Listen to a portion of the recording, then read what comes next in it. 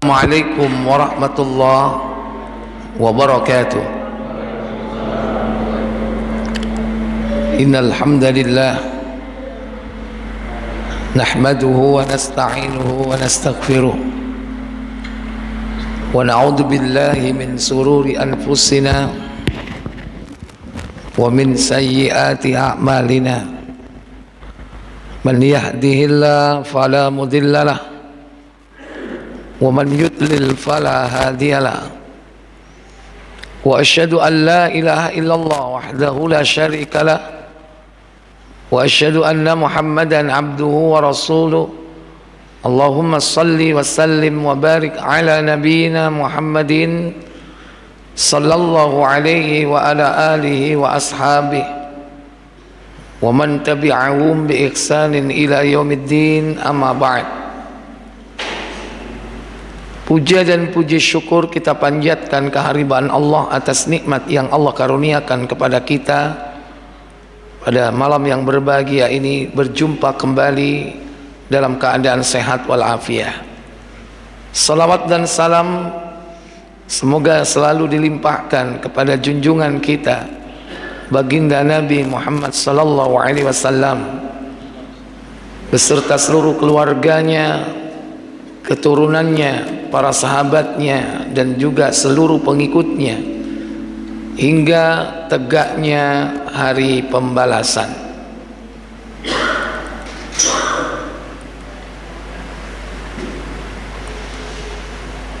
Bapak Ibu, saudara-saudari sekalian yang dirahmati Allah Jalla wa'ala, melanjutkan pembahasan kitab Syarah Thalathatul Usul. Pada pertemuan sebelumnya kita sudah sampai kepada al-amalu bihi, yaitu mengamalkan ilmu berdasarkan firman Allah surah Al-Asr, diawali dengan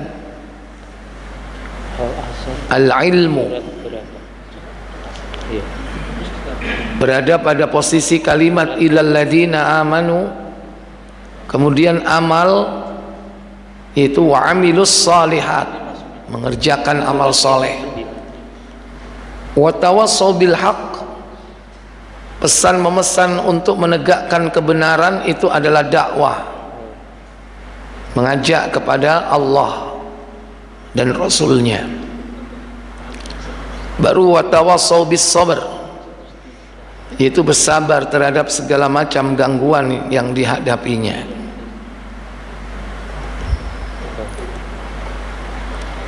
Jadi untuk unsur-unsur dari ilmu, amal, kemudian berdakwah dan bersabar itu ada pada surah Al-Asr, surah 103, mulai dari ayat yang pertama yaitu sampai dengan ayat yang ketiga.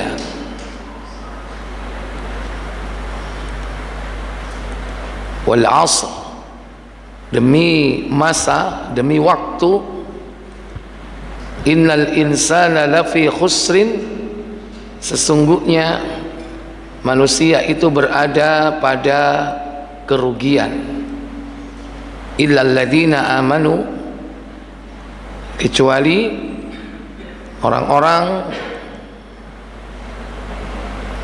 yang beriman. Di situ iman yakni tidak lain adalah amal, ilmu. Baru kemudian wa amilus salihat, itu wujud daripada amal, karena amal itu harus didasarkan atas ilmu, dan sifatnya segera dikerjakan amal tersebut, tidak boleh ditunda-tunda. Pada pertemuan sebelumnya sudah dijelaskan tentang sifat dari amal itu, yaitu bersegera untuk beramal.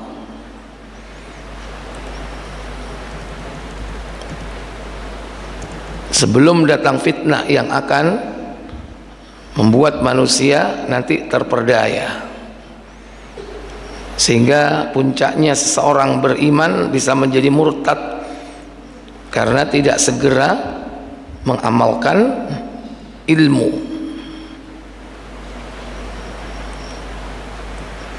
Kenapa? Karena dia menjual agamanya dengan harga yang murah.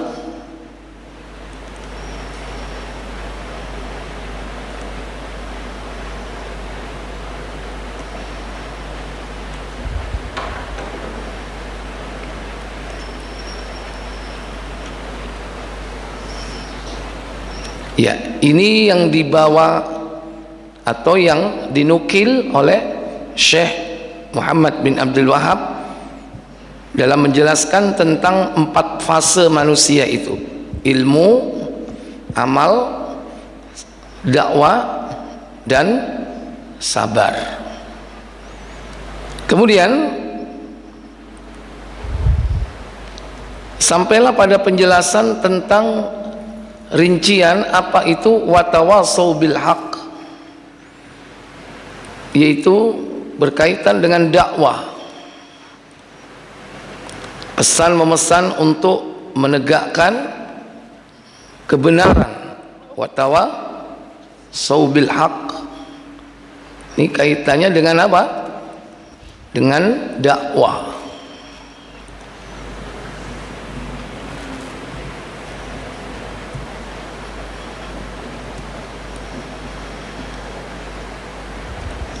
Di dalam Al-Quran disebutkan beberapa ayat yang berkaitan dengannya.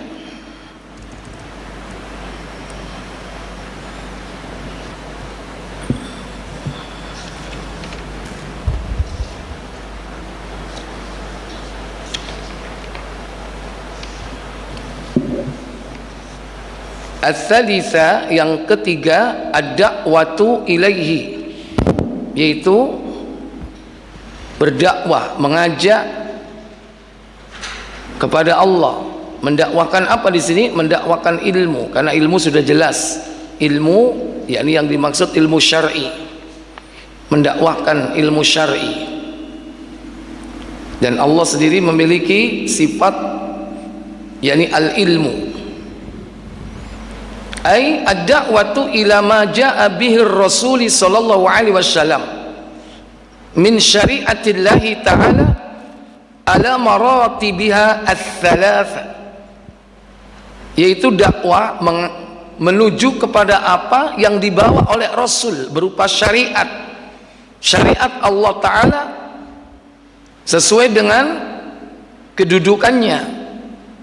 Baik, ada yang menyebutkan 3 tingkat, ada yang menyebutkan 4 tingkat dalam berdakwah itu.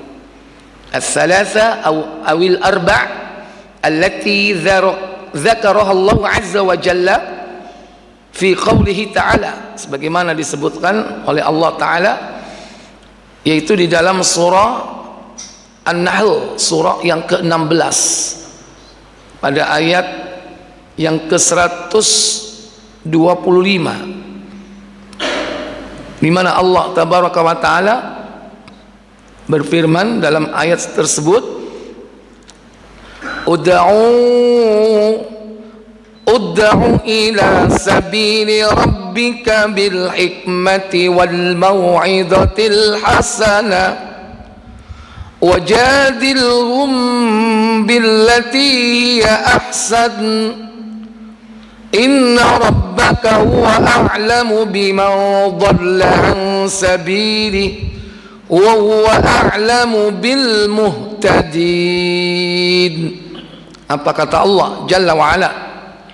Serulah manusia kepada jalan Tuhanmu dengan hikmah dan pelajaran yang baik, Dan bantahlah mereka dengan cara yang baik.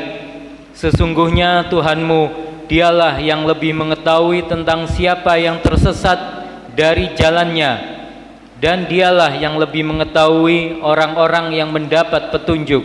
Iya. Ini salah satu ayat yang berkaitan dengan perintah berdakwah, menyeru manusia kepada jalan Allah. Ud'u sabili rabbika,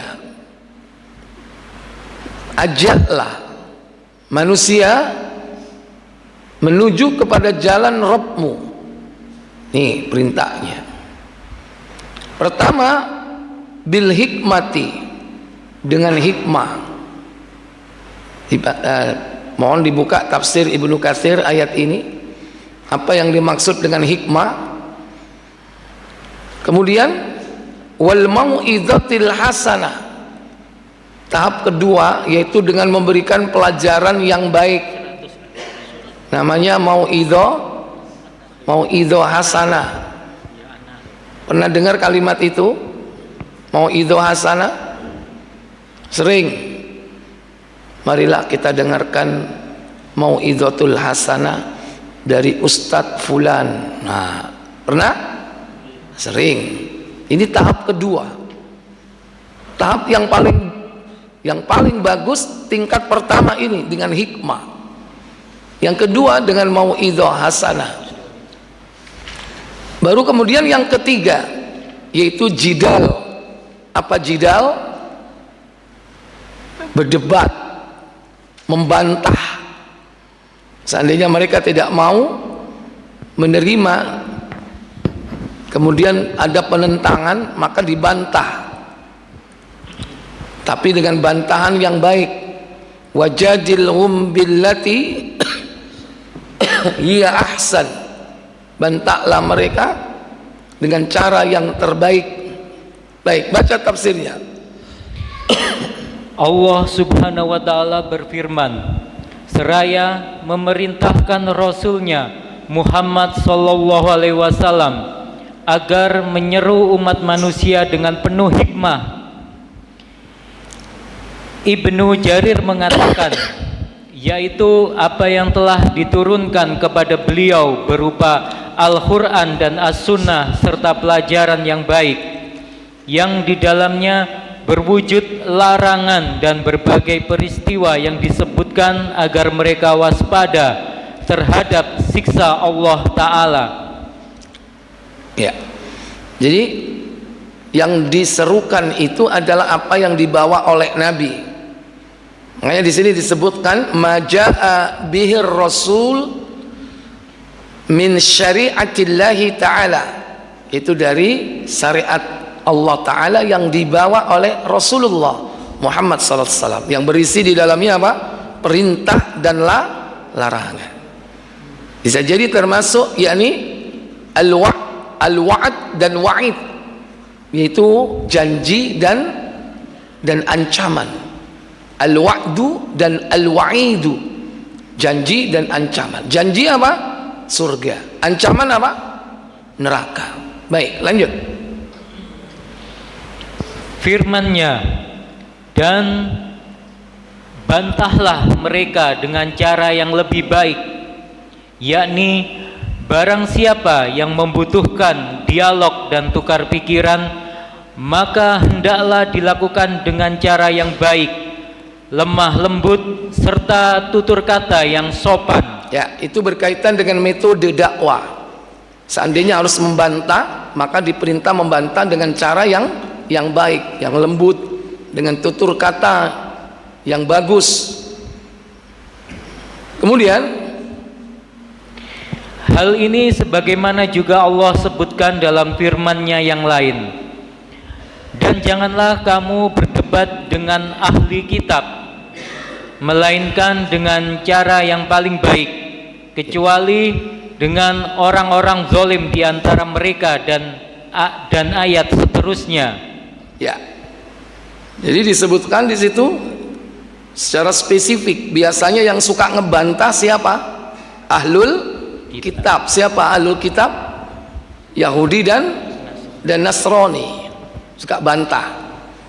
Tetap saja kita diperintah untuk mendakwahi mereka dengan cara yang terbaik. Wajadilhum billati hiya ahsan, dan bantahlah mereka yaitu dengan cara yang terbaik. Ayat serupa juga ada pada surah Al-Ankabut. Surah Al-Ankabut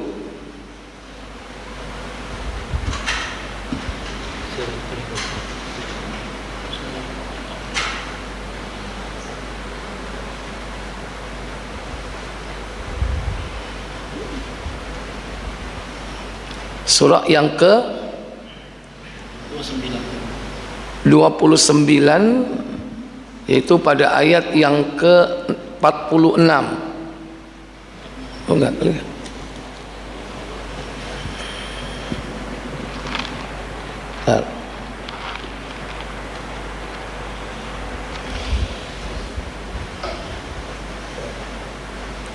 Udah?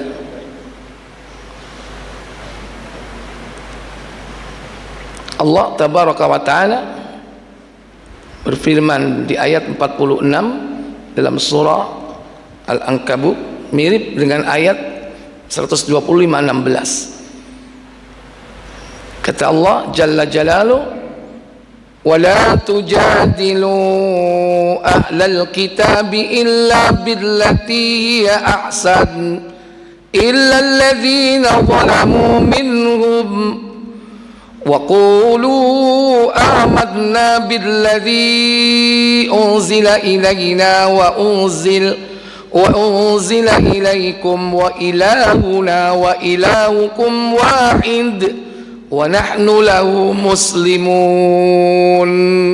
Apa kata Allah Jalla wa'ala?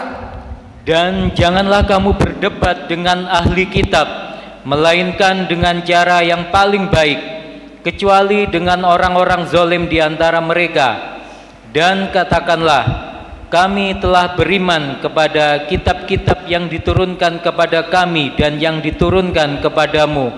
Tuhan kami dan Tuhanmu adalah satu, dan kami hanya kepadanya berserah diri. Tegas di sini prinsip kaum muslimin, terutama yaitu umat Nabi yang terakhir, bahwasanya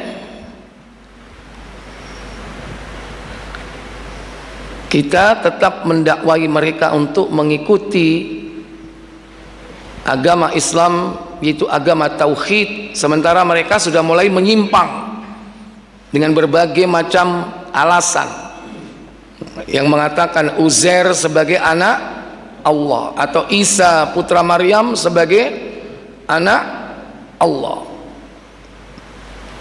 Itu yang paling pokok dan utama, penyimpangan ahlul kitab. Maka boleh kita mendebatnya, tentu dengan cara yang baik. Kalimat larangan di sini yaitu larangan tidak mutlak. Artinya larangan di sini jika perdebatan itu tidak baik. Artinya justru melecehkan Allah dan Rasulnya. Kalau dalam perdebatan itu ada pelecehan terhadap Allah dan Rasul, tinggalkan. Karena kadang-kadang orang-orang ahlul kitab itu berdebat memakai logika, bicara tentang trinitas pakai logika dan filsafat.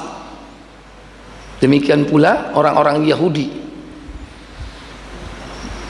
Maka tujuan untuk berdebat itu menyampaikan apa? Hujjah, menyampaikan hujjah. Hujjah ditolak, selesai, tinggal, nggak usah debat kusir. Karena tujuan berdebat itu menyampaikan hujjah, bukan untuk menang-menangan. Kalau untuk menang-menangan mereka nggak mau kalah, Pak. Kenapa? Pakai logika. Makanya kalau justru kontraproduktif ketika terjadi perdebatan, justru di situ terdapat pelecehan terhadap Allah, pelecehan terhadap Rasulullah dalam kata-kata dan argumentasi yang mereka sampaikan. tinggalkan majelis itu. Kenapa? Bisa jadi mereka tujuannya apa? Menebarkan subhat dalam perdebatan itu, sehingga yang hadir itu malah lemah imannya karena subhatnya tertebar. Sampaikan, dibantah, sampaikan lagi hujah, kemudian dia tetap menolak dan mencari-cari argumentasi yang nggak pas, tinggalkan. Karena dalam berdebat itu, dalam berdakwah, kita tidak dituntut agar orang itu masuk Islam. Tidak. Tujuan kita hanya apa? Menyampaikan. Tidak dituntut agar mereka masuk Islam, karena hidayah itu wilayah siapa? Wilayah Allah, bukan urusan kita. Setelah menyampaikan hujah, mereka berkali-kali membantah, tinggalkan. Diterima alhamdulillah, tidak, bukan urusan kita. Maka Allah Jalla wa'ala tidak menilai hasil. Yang dinilai apa? Dalam berdakwah itu yang dinilai apanya? Hasilnya apa prosesnya? Prosesnya. Allah nggak menilai hasil. Kalau dinilai hasil, banyak yang dianggap gagal nanti. Bagaimana Nabi Nuh dianggap gagal karena tidak bisa mendakwai istrinya. Istri Nabi Nuh durhaka nggak? Dalam surah At-Tahrim diterangkan istri Nabi Nuh durhaka, musuh Allah dan Rasulnya. Satu lagi istri siapa? Istri Nabi Lut. Kalau hasil orientasinya, maka pasti banyak nabi yang dianggap gagal. Nabi Ibrahim gagal dalam mengislamkan siapa? Azar, bapaknya. Tapi sudah cukup bagi Ibrahim menyampaikan hujah. Hujah sudah disampaikan. Hidayah bukan wilayah Ibrahim. Ibrahim tugasnya hanya sebagai basyiran wa nadhiran, mubasyirin wa mundhirin, memberi kabar gembira dan memberikan peringatan. Kalau berorientasi hasil, Nabi kita Muhammad kagak berhasil mendakwai siapa? Pamannya. Berapa pamannya yang kafir? Ada Abu Lahab, ada Abu Jahal. Bahkan yang mencintai Nabi pun diajak oleh Nabi bertauhid tetap menolak. Abu Thalib nggak berhasil. Bagaimana kalau seperti itu? Enggak. Nabi sallallahu alaihi wasallam hanya sekedar menyampaikan. Apabila mereka berpaling, aku tidak memerintahkanmu untuk menjaga, memelihara mereka. Sebagaimana dalam sebuah ayat surah An-Nisa, surah yang keempat,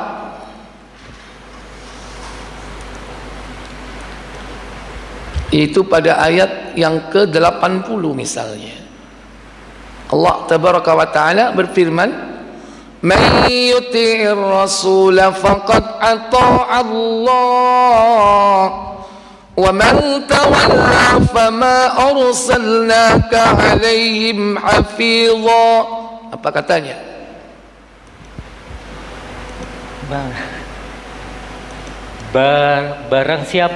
Barang siapa yang mentaati Rasul itu sesungguhnya ia telah mentaati Allah, dan barang siapa yang berpaling dari ketaatan itu, maka kami tidak mengutusmu untuk menjadi pemelihara bagi mereka. Iya.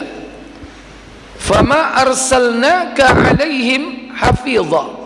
Kami tidak mengutusmu Muhammad untuk menjadi pemelihara mereka. Tugas Nabi cuma menyampaikan, bukan ngopeni bendina dipantengin terus, enggak. Tugasnya menyampaikan saja. Diterima, ittiba, alhamdulillah. Kemudian berpaling, udah bukan urusan kita. Tapi memang dakwah diperintah semaksimal mungkin. Dan itu nanti akan bicara dengan kaitannya dengan metode. Metodenya seperti apa? Tentu dengan metode yang baik. Terutama apa? Para duat, setiap kita ini diperintahkan untuk apa? Berdakwah, sama, sesuai dengan kapasitas kita. Dan mad'u yang terdekat dengan kita, siapa? Keluarga. Itu mad'u, objek dakwah kita. Sebelum yang lain ya keluarga, baru kemudian orang-orang yang semakin jauh dari kita, mulai dari anak, istri, keluarga inti. Udah berhasil, baru keluarga besar. Semakin melebar keluarga besar. Karena kadang-kadang penentang dakwah itu nggak jauh-jauh, istri, anak mungkin menerima, tapi keluarga besar menentang. Ada nggak? Hah? Keluarga besarnya nggak sejalan dengan kita, bahkan penentang dakwah kita banyak. Dan masing-masing kita mungkin ada 1-2 dari keluarga besar yang menentang dakwah kita. Oh puai, jenggot toai, kan? Itu bukan orang lain, itu orang dalam kadang seperti itu. Benci kepada dakwah tauhid, dakwah sunnah. Demikian pula ring berikutnya, yaitu mungkin tetangga, masyarakat, juga tidak sedikit menentang dakwah itu. Tapi tugas kita menyampaikan, bukan merubah mereka. Yang merubah itu hanya Allah. Maka Allah akan menilai perjuangan kita, dakwah kita. Sudahkah kita lakukan itu dengan pertama ikhlas, yang kedua yaitu dengan materi yang sudah siap untuk disampaikan, apa, dengan ilmu. Makanya para nabi itu berdakwah disifati dengan hujah yang jelas. Hujah itu meliputi ilmu dan juga ayat-ayat Allah berupa mukjizat. Kalau kita tidak memasuki wilayah itu, kalau Nabi diberikan mukjizat, antum nggak perlu nyari-nyari. Aku arep dakwah rek, ya apa carane aku duwe kesaktian. Oh beda, mukjizat karomah itu tidak bisa dipelajari. Jangan kita beralasan dakwah koyok film-film wali itu, ya. Wit apa jenenge? Wit aren tadi emas. Ya orang delok film wali songo iki. Nek gak Sunan Kalijaga. Ya, tidak harus seperti itu. Antum harus punya karomah dulu. Enggak. Tugas antum menyampaikan. Kalau Nabi memang dibekali, kenapa? Penentangannya keras. Bahkan percobaan pembunuhan sering dilakukan. Nabi kan diminta supaya bulan terbelah. Nabi Soleh supaya dikeluarkan dari batu cadas itu apa? Unta, macam-macam itu. Mereka kadang-kadang begitu, minta bukti. Apa buktinya kalau kau utusan Allah? Padahal benar utusan Allah, ya. Nah, bagaimana dengan kita ini? Pasti juga sama yang dihadapi. Kalau tidak rejection, minimal objection. Tidak penolakan, apa? Minimal keberatan. Itu yang terjadi. Makanya para Nabi SAW dibekali dengan basirah. Itulah hujah yang kuat, yang nyata. Nah, kalau kita konteksnya adalah apa? Ilmu. Jangan sampai berdakwah tanpa dasar ilmu. Jenengan diwolak-walik nanti. Kadang-kadang mereka pakai logika. Ini di dalam surat Yusuf pada ayat yang ke-108, surah yang ke-12, Allah tabaraka wa ta'ala berfirman dalam ayat tersebut, Qul hadhihi sabili ad'u ila Allah ala basiratin ana wa man ittaba'ani wa subhanallahi wa ma ana minal musyrikin. Apa kata Allah? Katakanlah, inilah jalan agamaku. Aku dan orang-orang yang mengikutiku mengajak kamu kepada Allah dengan hujjah yang nyata. Maha suci Allah, dan aku tiada termasuk orang-orang yang musyrik. Qul, katakan Muhammad, hadhihi sabili, inilah jalanku, jalan kebenaran, jalan tauhid, jalan yang hak, Al-Quran wa sunnah. Ad'u ilallah, aku dan orang-orang yang mengikuti aku mengajak kalian semua menuju kepada Allah. Ad'u ilallah.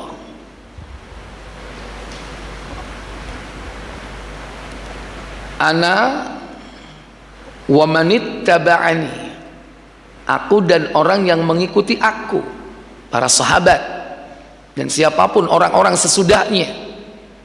Kalau Nabi Isa, para hawariyun, dan itu dibekali dengan apa oleh Allah? Ala basiratin. Nah, ini dia, yaitu dibekali oleh Allah dengan hujah yang nyata. Apa hujah yang nyata? Di antaranya yang pertama apa? Mukjizat. Semua nabi punya mukjizat sebagai hujah untuk mendukung dakwah mereka. Tapi tidak setiap nabi memiliki khawariqul adat yang sama, yang satu dengan yang lain, berbeda-beda sesuai dengan konteks zamannya, mukjizatnya. Nabi Musa diberi mukjizat sesuai dengan konteks zamannya. Saat itu apa? Lagi ngetren apa? Sihir. Puncak kejayaan sihir itu di zaman Fir'aun, sesuai dengan konteks. Makanya Nabi Musa tongkatnya bisa menjadi ular, tangannya bercahaya keluar putih, bersinar cemerlang, dan yang lainnya. Ada 9 mukjizat Nabi Musa. Nabi Isa juga begitu. Konteks zaman saat itu lagi ngetren apa? Ilmu ketabiban atau ilmu kedokteran. Makanya Nabi Isa dibekali dengan hujah itu, mukjizat, yaitu mampu menyembuhkan orang yang buta, penyakit lepra, mampu apalagi bahkan menghidupkan orang yang mati. Itu kan kaitannya dengan ilmu-ilmu kedokteran sebagai hujah dari Allah. Itu berupa apa? Berupa mukjizat. Demikian pula Nabi diberi mukjizat oleh Allah Jalla wa'ala, membelah bulan, kemudian tangannya mengeluarkan apa? Air, bisa dipakai untuk minum dan berwudu. Makanan itu tidak habis-habis. Setelah dikumpulkan sisa-sisa makanan itu pada waktu saat perang, sementara logistik terbatas, mukjizat. Makanan itu jadi banyak dimakan oleh seluruh pasukan yang jumlahnya ribuan, bahkan belum habis. Masing-masing apa? Mengisi kantong-kantong makanan mereka dengan sisa makanan itu sampai penuh masing-masing. Nah, itu mukjizat. Dan masih banyak mukjizat-mukjizat yang lain. Nah, mukjizat terbesar Nabi apa? Al-Quran. Makanya di sini kalau disebutkan ala basiratin, dengan hujah yang nyata. Quran itu hujah yang nyata, nggak bisa terbantahkan. Orang nggak akan bisa bantah, karena Allah pelihara sehingga tidak ada pertentangan di dalamnya. Mereka mau menerima hujah itu, kecuali hati nurani mereka menerima, kecuali tertutup oleh kekufuran. Karena Al-Quran itu relevan dengan nurani, dengan hati manusia, dengan fitrah manusia. Itu relevan, cocok. Jadi Al-Quran itu tidak terbantahkan. Yang lebih utama di sini apa? Tidak ada satupun tangan-tangan manusia berusaha untuk mengintervensi. Itu segi kemukjizatannya. Di samping ada aspek kemukjizatannya itu apa? Al-Quran itu mudah dihafal. Ono enggak wong apal Injil? Ono enggak wong apal Taurat? Ono yang apal Quran ribuan, jutaan. Bukan hanya lafadznya, huruf-hurufnya pun hafal. Satu aja orang merubah satu huruf pasti diketahui. Itu bukti firman Allah, inna nahnu nazzalna dzikra wa inna lahu lahafidun. Sesungguhnya kami menurunkan Al-Quran, kami sendiri yang akan menjaga, memeliharanya. Nah ini hujah, ini hujah yang paling dahsyat itu Al-Quran. Mau dipertentangkan dengan sains, nggak bisa. Ilmu pengetahuan sains mengikuti Al-Quran, nggak bisa dipertentangkan. Makanya ada sebuah buku oleh orang Prancis ya, awalnya dia kafir kemudian dia masuk Islam, Dr. Maurice Bucaille, yang menulis tentang apa? La Bible, la Quran, la Sains. Kesimpulannya apa? Al-Quran dengan sains, ilmu pengetahuan itu saudara kembar, nggak bertentangan. Di samping Al-Quran sendiri, satu ayat yang satu dengan ayat yang lain tidak pernah terjadi kontradiktif. Kalau seandainya seakan kontradiktif, mungkin manusianya yang belum bisa memahami,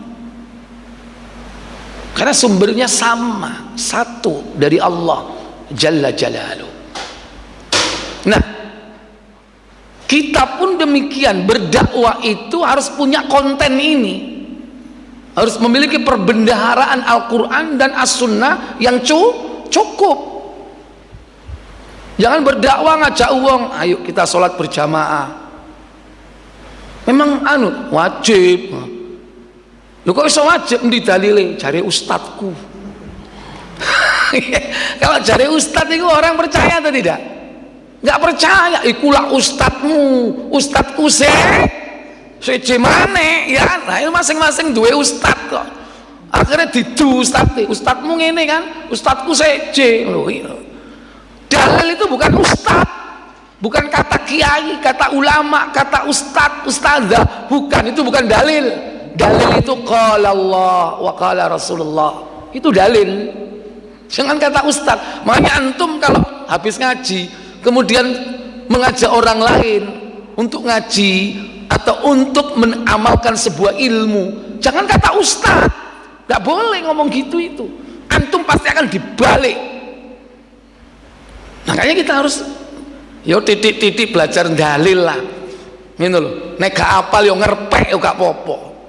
Nek gak ngono yo didudukno panggonane nang ndi. Mosok ngapal surat dan ayat gak apal ya kan? Iya, wingi ku nang nggone surat Al-Isra ayat 36, sik tak goleki.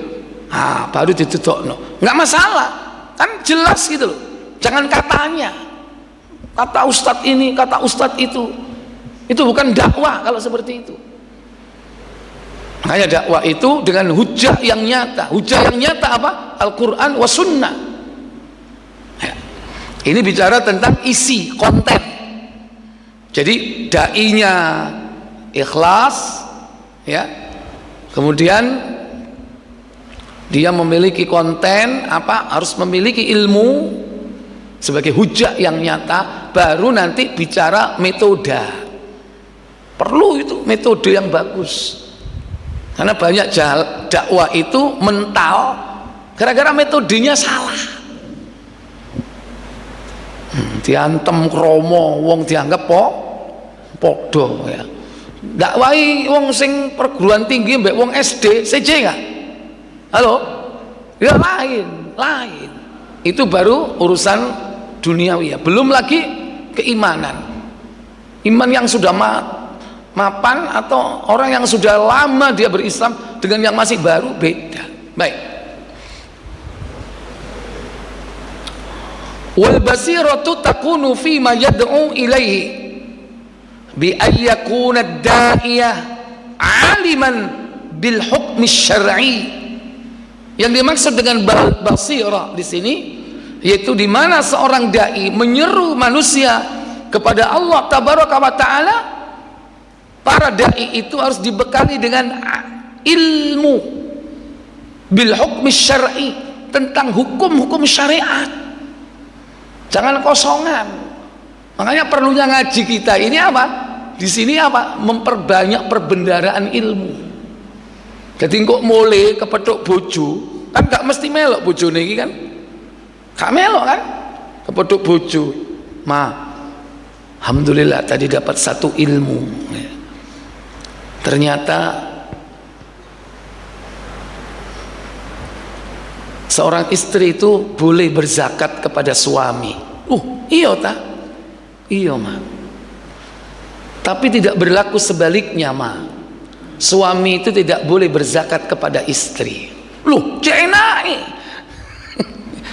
Karena tidak boleh memberi zakat kepada orang yang wajib dinafkahi. Istri wajib dinafkahi enggak? Tapi istri wajib menafkahi suami enggak? Enggak. Makanya boleh zakat istri diberikan kepada suami. Ngono ta ya? Iya. Eman rek zakatku ini 20 juta. Mending tak kena sampean ya, sampean termasuk kan 8 asnaf wong kere ta kan ya. Ya apa kayak? Gelem nerimo enggak? Halo. Jadi itu sebuah ilmu. Nah, itu disampaikan kepada keluarga, kepada anak. Itu salah satu contoh. Apalagi kalau sudah masalah sensitif. Mengajak kepada kebaikan itu lebih mudah daripada mencegah kemungkaran.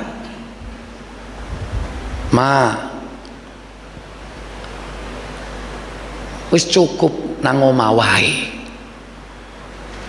Kebutuhanmu tak cukupi, gak usah nyambut gawe. Ini mengajak apa mencegah ini? Halo? Mencegah kan? Lebih gampang apa lebih sulit? Apa menek bojoe duwe jabatan, bayarane gede, gelem enggak mandek resign? Mau enggak? Mikir. Sementara sing lanang wis ngaji. Biyen lumayan rek bojoku nyambut gawe, bayaran double. Bareng ngaji ngerti. Wanita itu lebih baik di mana? Di rumah. Ya kok kaget biyen sampean sih.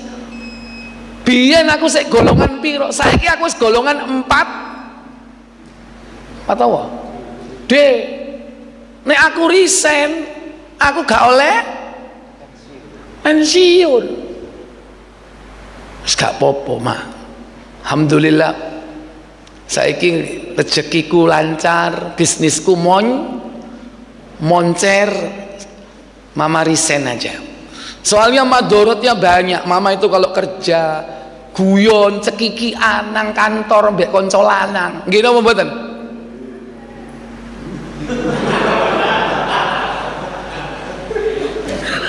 Engko durung ya guyon memel, jowal, jawil, coblak, caplek, caplek.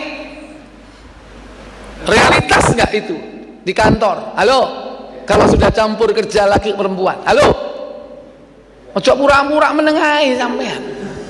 Gak nang kantor tok, nang pasar ae ya ngono. Iya kan? Bojomu njaluk embo, kadang-kadang ya coblak-cablek tukang melijo. Ro dhewe aku, cak. alhamdulillah sing boten niku berarti selamat. Tapi nuwun sewu, napa tiyang niku kados jenengan sedaya? Nah, aku butuh jawaban iku. Padha mboten nih. Nek jenengan alhamdulillah tasik selamat nggih. Lah niku, tapi wong wedok liyane wis gak jilbaban, dasteran tok, nekani tukang melijo, ya kan? Njaluk embu, dikai enggak? Oh, dikai mbek tukang melijo nih. Dicawukno wet nih ya kan? Soalnya kan mbek ngelek itu. Astagfirullah. Lho niku realitas itu, fakta. Loh, ini mencegah kemungkaran. Dan itu bukan orang jauh, keluarga kita sendiri seperti itu. Artinya apa? Dakwah itu kepada keluarga kita, seperti itu tantangannya. Itu baru contoh saja. Mungkin hari ini sudah tidak seperti itu. Mungkin hari-hari yang lalu kita pernah melewati masa-masa seperti itu. Ini. Jadi di sini ada syarat-syarat yang harus dipenuhi dalam dakwah itu. Ad-da'i bersiap diri dengan ikhlas, dengan ilmu, dengan metode. Belum nanti mad'u juga disesuaikan dengan apa yang harus kita lakukan. Baik, sudah azan, sementara break, kita azan dulu dan kita lanjutkan kemudian. Silakan. Baik Bapak Ibu, saudara-saudari sekalian yang dirahmati Allah Jalla wa Ala, kita lanjutkan. Wa majalatud da'wati katsiratun minha, dan medan dakwah itu banyak sekali. Ad-da'watu ila Allah Ta'ala bil khitabah, ada kalanya dakwah itu melalui khutbah. Ini satu arah ya, terutama khutbah yang sudah kita ketahui. Ada khutbah Jumat, ada khutbah Id, ada khutbah salat gerhana, ada khutbah nikah. Nggak ada dialog, interaksi nggak ada. Ini termasuk diantara dakwah. Wa ilqa'il muhadarat, atau yaitu majelis ceramah agama. Kalau khutbah itu lebih formal ya. Bahkan khutbah Jumat dan khutbah Id itu pengganti mimbar Rasulullah. Makanya kalau dakwah di atas mimbar Rasulullah khutbah nggak boleh guyonan, cengengesan. Karena kalau Rasulullah khutbah itu seperti memimpin pasukan perang sampai ngotot.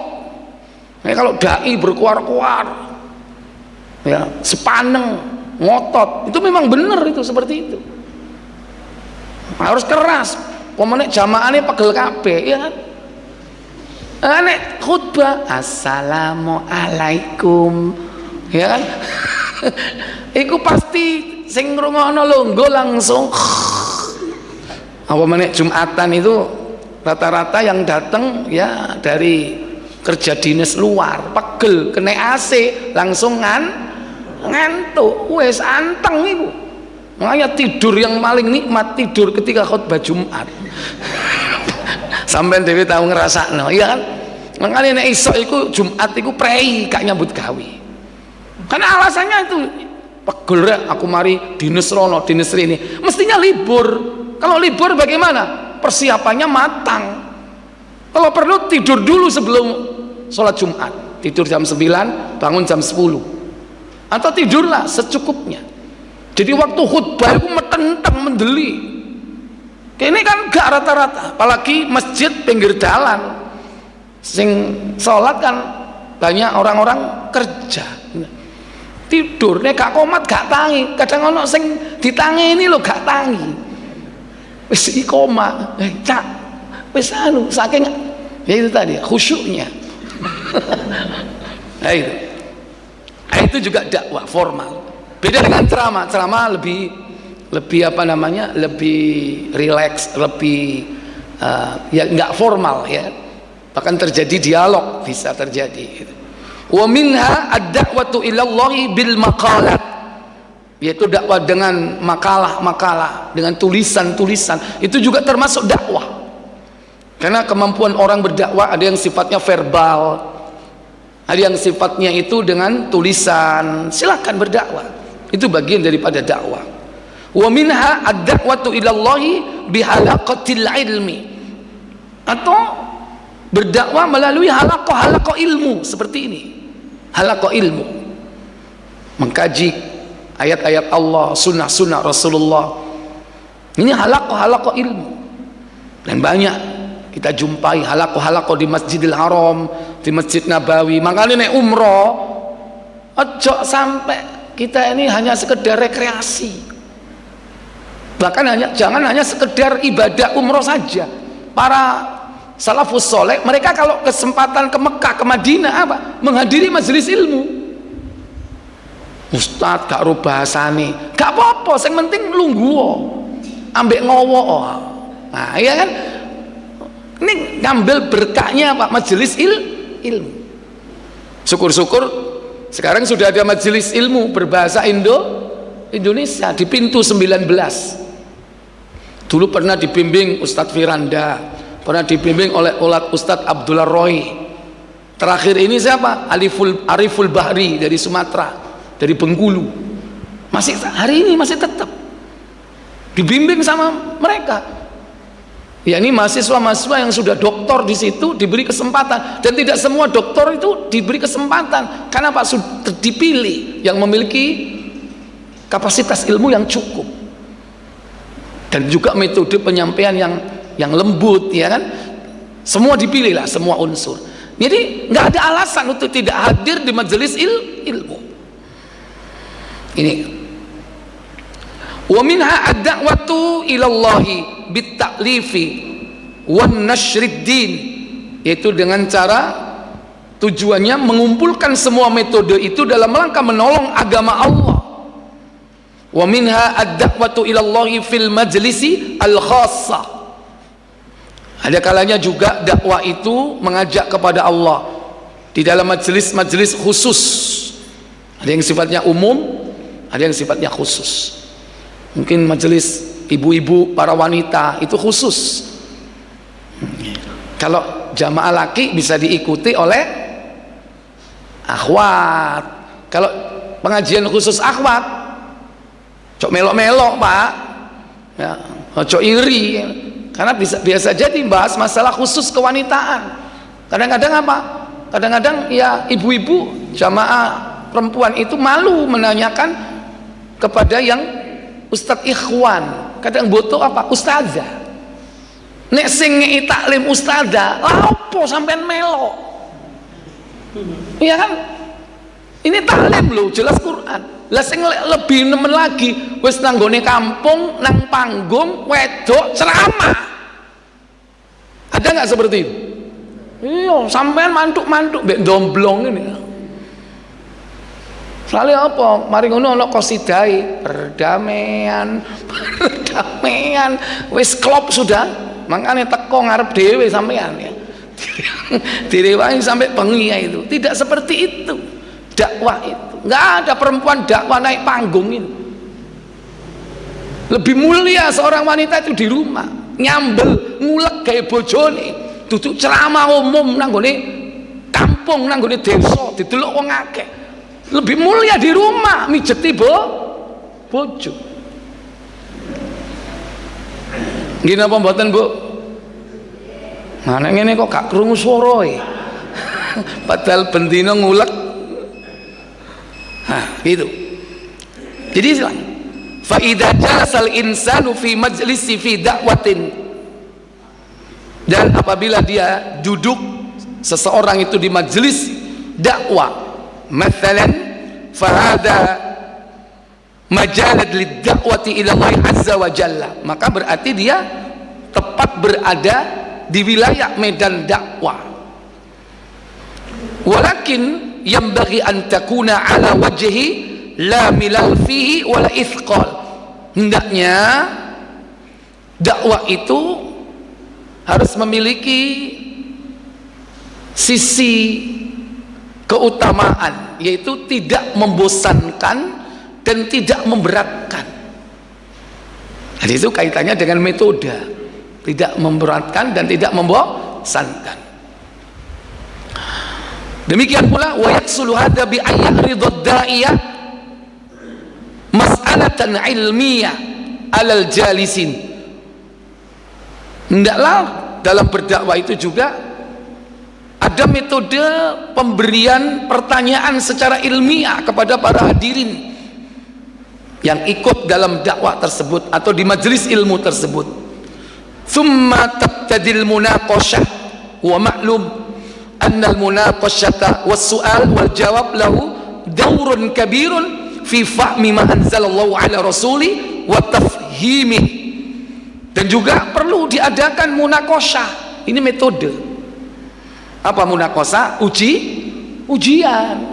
Tapi jarang kan, kecuali kalau memang pendidikan formal ada munaqashah. Kalau seperti ini ya munaqashahnya hanya sekedar apa? As-su'al wal jawab. Tanya jawab. Tapi nggak formal. Nah, termasuk juga supaya tidak membosankan apa? Dalam berdakwah itu mungkin dikasih reward. Apa? Penghargaan berupa hadiah. Siapa yang bisa menjawab pertanyaan dikasih apa? Hadiah. Apa contoh hadiahnya? Buku umroh. Ya budalo, ayo bayar dhewe, ya kan? Tapi bisa jadi di majelis para masyayikh itu hadiah umroh itu udah biasa. Umroh mujahidin ya gorong kadoan kajian jawab tanyaan oleh hadiah umroh, ya kan? Paling banter dikai apa hadiahnya? Ya buku, ya kan? Gak apa-apa. Itu salah satu supaya apa? Menghilangkan kebosanan. Di samping ada apa? Ya itu tadi, munaqashah itu penting juga.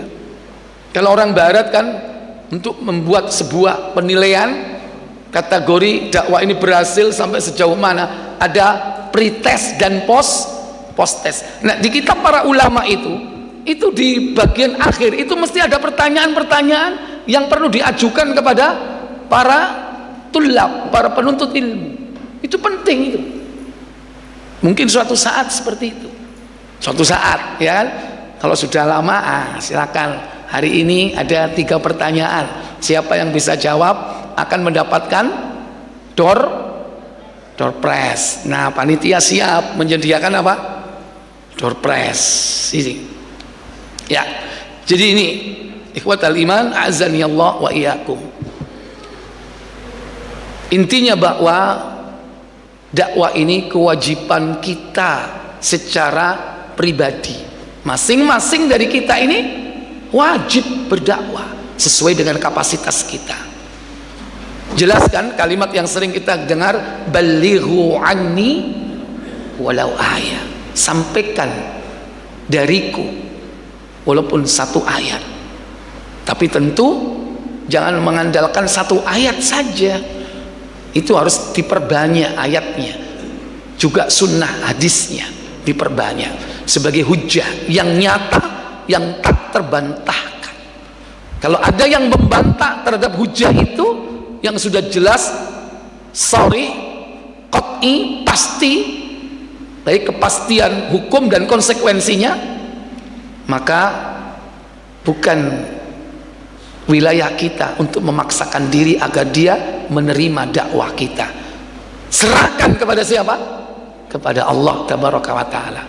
Kalau kita sudah berusaha semaksimal mungkin mempersiapkan diri, baik keikhlasan kita, kapasitas kita yang sudah kita usahakan terus terupgrade, kemudian dengan metode yang sesuai dengan mad'u orang-orang yang akan kita dakwai, dan juga yaitu melihat bagaimana kondisi dan situasi orang yang kita dakwai serta wilayah tersebut, maka semua kita serahkan kepada Allah tabaraka wa ta'ala.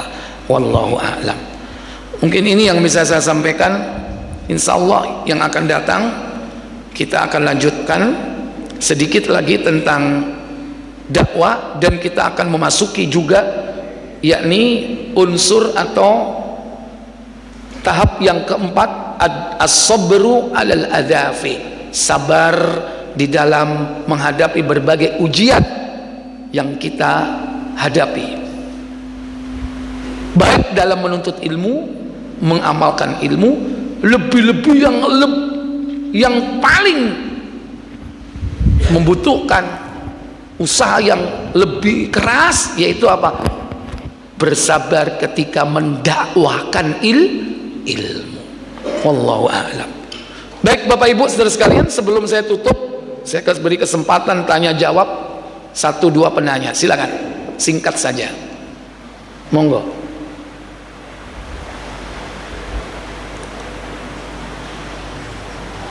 Ada online? Silakan. Di luar tema boleh. Apa Ustaz menanya, apa hukum KPR rumah subsidi? Hukum KPR rumah subsidi, intinya kalau kita leasing berarti kan membeli secara nyicil. Kalau dengan sistem ribawi, haram hukumnya, haram, apapun sebutannya. Tapi kalau sebutannya udah KPR, kita sudah pasti bisa jawab. Apa kepanjangan dari KPR? Kredit kepemilikan rumah. Kalau sudah kata kredit, pasti didesain dengan cara riba. Maka bisa kita jawab haram. Wa ahallallahu al-bai'a wa harrama riba. Allah menghalalkan jual beli dan mengharamkan riba.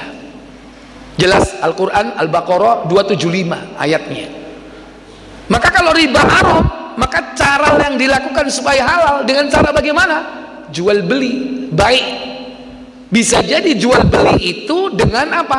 Jangka waktu, tapi tidak ada tambahan dalam akad itu. Karena jangka waktu itu bisa jadi apa? Masuk dalam hal hutang. Kalau sudah hutang itu ada tambahan, pasti riba. Pasti riba. Kenapa? Riba itu ar-riba az-ziyadatu fi aqdil qarn.